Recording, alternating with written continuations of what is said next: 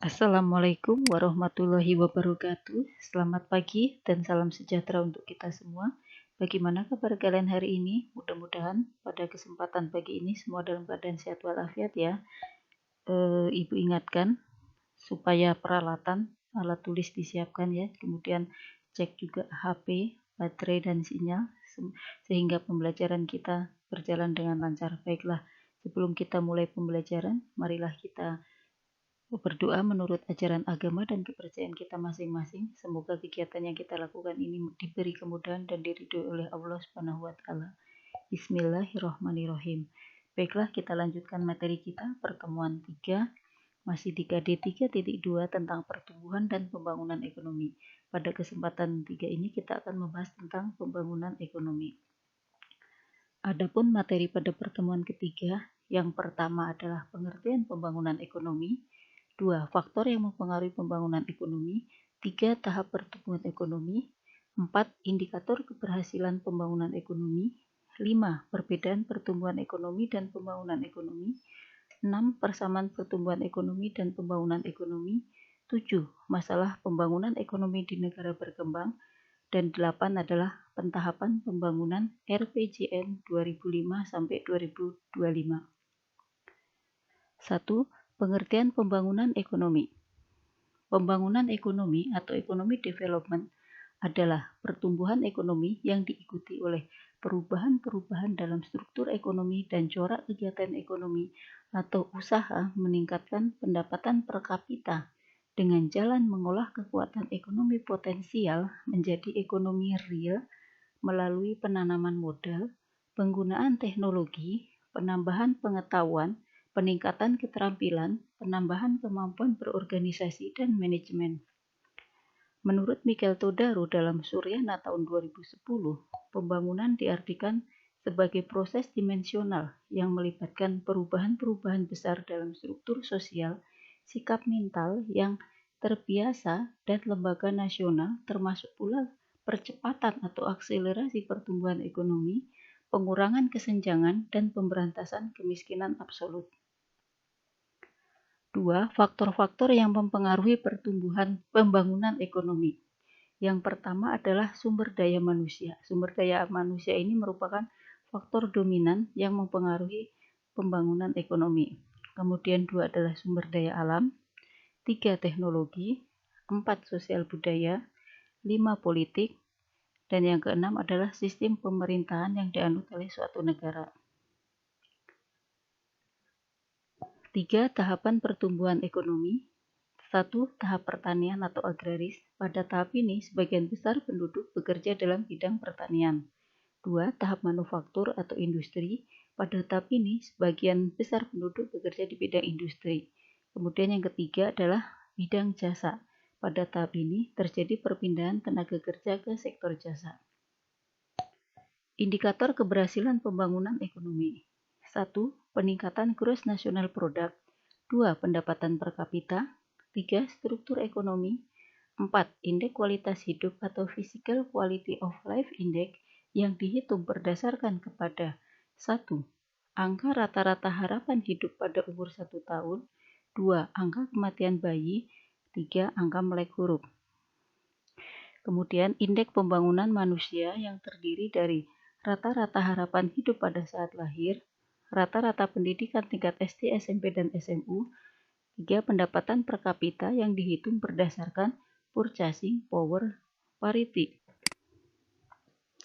5. Perbedaan antara pembangunan dan pertumbuhan ekonomi. Kita lihat perbedaannya ya.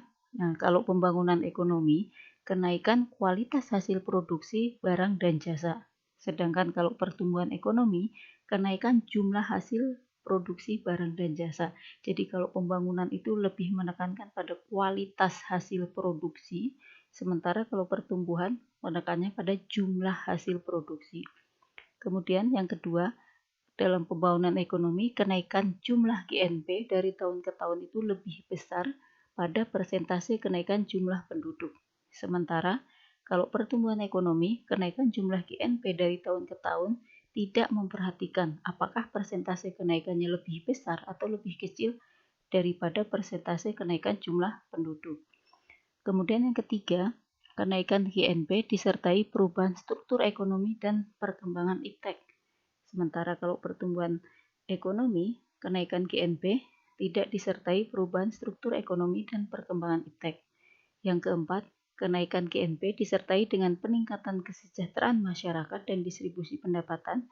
Sementara kalau pertumbuhan ekonomi, kenaikan GNP tidak disertai peningkatan kesejahteraan masyarakat dan pemerataan distribusi pendapatan. Kemudian yang kelima, kalau pembangunan ekonomi itu peningkatan kemakmuran, sedangkan kalau pertumbuhan ekonomi itu peningkatan pendapatan nasional dan pendapatan per kapita. Kemudian selain perbedaan ada juga persamaan antara pertumbuhan ekonomi dan pembangunan ekonomi. Kita lihat satu persatu ya. Yang pertama, dilihat dari tujuan antara pertumbuhan dan pembangunan ekonomi itu tujuannya mensejahterakan rakyat dan memperlancar proses pembangunan ekonomi. Kemudian dilihat dari fungsi, fungsinya untuk meningkatkan pendapatan per kapita masyarakat dan untuk meningkatkan kenaikan pembangunan nasional yang meliputi PDB, GDP, GNP, NI, PI, dan DI. Kemudian waktu, pembangunan ekonomi dan pertumbuhan ekonomi sama-sama dilaksanakan setiap 5 tahun sekali, biasanya bersamaan dengan pergantian presiden. Kemudian yang keempat, tempat dilaksanakan atau dilakukan di sekitar wilayah pemerintahan dan di sekitar wilayah penghasil sumber daya alam. 5 adalah alasan atau motivasinya yaitu untuk meningkatkan pendapatan per kapita serta mengurangi tingkat pengangguran dan juga mengurangi kesenjangan antara kaya dan miskin. 7. Masalah-masalah pembangunan ekonomi yang dihadapi negara berkembang. Menurut Michael Todaro, seorang profesor ilmu ekonomi di New York University, dalam bukunya yang berjudul Economic Development, ada 7 masalah utama yang dihadapi negara-negara berkembang. Yang pertama, standar hidup rendah. 2. Produktivitas rendah. 3. Tingkat pertumbuhan penduduk dan beban ketergantungan yang tinggi. 4. Tingkat pengangguran penuh dan terselubung yang terlalu tinggi dan terus melonjak.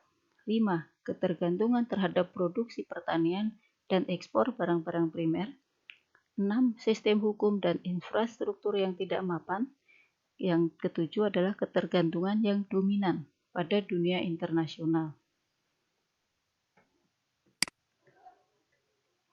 8. Pentahapan pembangunan RPJPN 2005 sampai 2015.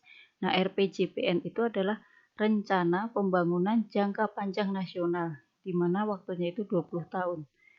Kemudian visi pembangunan 2005-2025, yaitu Indonesia yang mandiri, maju, adil, dan makmur. RPJM 1 atau Rencana Pembangunan Jangka Menengah, di mana waktunya itu adalah 5 tahun 2005 sampai 2009, yaitu menata kembali NKRI, membangun Indonesia yang aman dan damai, yang adil dan demokratis dengan tingkat kesejahteraan yang lebih baik. RPJM 2 yaitu 2010 sampai 2014 memantapkan penataan kembali NKRI, meningkatkan kualitas SDM, membangun kemampuan iptek, memperkuat daya saing perekonomian. RKJM 3 2015 sampai 2019 memantapkan pembangunan secara menyeluruh dengan menekankan pembangunan keunggulan kompetitif perekonomian yang berbasis SDA dan yang tersedia, SDM yang berkualitas. RKJM 4 yaitu 2010 sampai 2024 yaitu mewujudkan masyarakat Indonesia yang mandiri, maju, adil, makmur melalui percepatan pembangunan di segala bidang dengan struktur perekonomian kokoh berlandaskan keunggulan kompetitif. Sekian presentasi materi dari Ibu, semoga bermanfaat. Selamat belajar, semoga sukses. Ibu ingatkan sekali lagi, jangan lupa mengisi daftar hadir. Kemudian materi kita di KD 3.2 ini sudah berakhir, berarti minggu depan kita akan melakukan penilaian harian.